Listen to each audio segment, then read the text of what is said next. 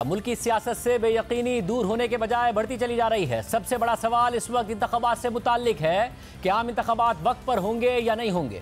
मौजूदा हुकूमत अपनी मुद्दत पूरी करेगी या असेंबली की मुद्दत में तौसी की जाएगी। हालांकि हुकूमत बार बार दावा कर रही है कि वो अपनी मुद्दत पूरी कर कर चली जाएगी। जमहूरी हुकूमत अगर वक्त पर घर चली जाती है तो अगला सवाल यह है कि निगरां हुकूमत मुकर्ररा वक्त पर इंतखाबात करवा देगी या गैर मुय्यना मुद्दत तक बैठी रहेगी और फिर IMF के साथ किए गए मुआहदे की तमाम स्टेक होल्डर्स पासदारी करेंगे या नहीं करेंगे। क्योंकि इस हवाले से IMF के वफ्द ने तहरीक इंसाफ और पीपल्स पार्टी से मुलाकात की है तो दूसरी तरफ हुकूमत इमरान खान समेत 9 मई के जिम्मेदारों से निपटने की हिकमत अमली भी बना रही है। जराये के मुताबिक चेयरमैन PTI का केस फौजी अदालत में लाने पर गौर किया जा रहा है। तहम बाज़ वुज़रा की राय है कि चेयरमैन PTI का केस सिविल अदालतों में ही चलाया जाए। इसके अलावा 9 मई को फौजी तंसीबात पर हमला करने वाली खवातीन और 18 साल से कम उम्र अफराद पर फौजी अदालतों में मुकदमा न चलाने का फैसला किया गया है।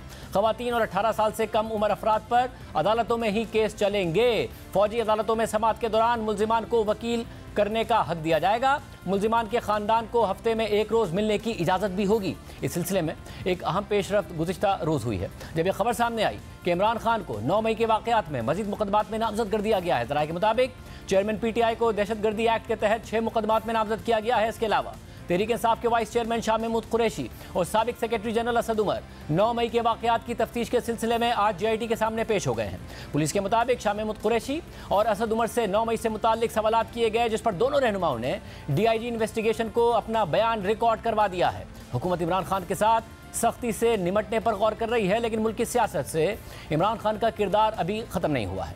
उसकी एक मिसाल आज सामने आई है जब IMF के वफ्द ने ज़मान पाक जाकर इमरान खान से मुलाकात की है और इस बात की यकीन दहानी हासिल करने की कोशिश की है कि तहरीक इंसाफ अगर इक़्तिदार में आई तो वो मौजूदा हुकूमत के किए गए मुआहदे की पासदारी करेगी। IMF वफ्द ने इससे पहले पीपल्स पार्टी के रहनुमाओं से भी मुलाकात की थी और पाकिस्तान में IMF की नुमाइंदा ने एक बयान में कहा था कि IMF का अमला नून लीग, पीपल्स पार्टी और तहरीक इंसाफ समेत पाकिस्तान की बड़ी सियासी जमातों के नुमाइंदों से मुलाकातें कर रहा है ताकि कौमी इंतखाबात से पहले एक नए IMF प्रोग्राम के तहत कलीदी मकासद और पॉलिसियों के लिए उनकी हिमायत की यकीन दहानी हासिल की जा सके। इसके बाद इमरान खान और IMF के वफ्द की मुलाकात के बाद तहरीक इंसाफ का एलामिया सामने आ गया है कि IMF की टीम ने चेयरमैन तहरीक इंसाफ इमरान खान के घर पर आज उनसे मुलाकात की और इस मीटिंग में IMF के कंट्री चीफ ने वीडियो लिंक के जरिए वाशिंगटन से शिरकत की।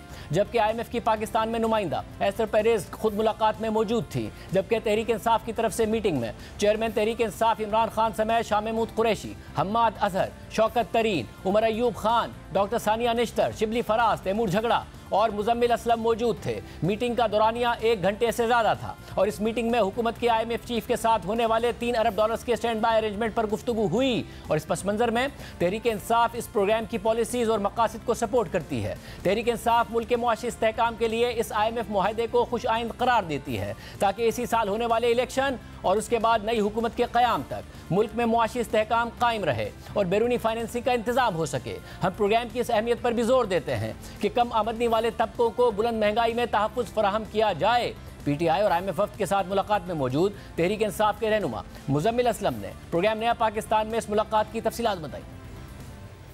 IMF इस वक्त बहुत परेशान है पाकिस्तान की माशी हालात को देखते हुए और ये जो हुकूमत ने पिछले 14 महीने में जो मिस स्टेप्स लिए हैं बाकायदा तौर पे उन्होंने गिनवाए हमें, जिसमें उन्होंने कहा कि करेंसी इंपोर्ट पे पाबंदी, ये 2 वजूहात की वजह से पाकिस्तान में उन्होंने कहा कि महंगाई, पाकिस्तान ने अपने तमाम टारगेट्स पेश किए तो वो हमें ब्रीफ करना चाहते थे कि ये जो चीजें हम करने जा रहे हैं 9 महीने के प्रोग्राम में तो ये हमारा इरादा है और ये जो पिछली हुकूमत तो नहीं, जो मौजूदा हुकूमत है इन पे हमने सख्त और कड़ी निगाह रखने के लिए ये चीजें की हैं और आपको ऑन बोर्ड लेना चाहते हैं। उन्होंने बताया कि ये इलेक्शंस क्योंकि आ रहे हैं, आगे कहीं इलेक्शंस में स्पेंडिंग, क्योंकि मुस्लिम लीग नून का बहुत खराब ट्रैक रिकॉर्ड है इलेक्शंस में पैसे खर्च करने का, कि उसको हम जो है फिस्कल डिसिप्लिन को इतना ज्यादा रखें कि ये जो है कि ये ना कि 9 महीने में डीरेलमेंट हो जाए पाकिस्तान की इकोनॉमी में।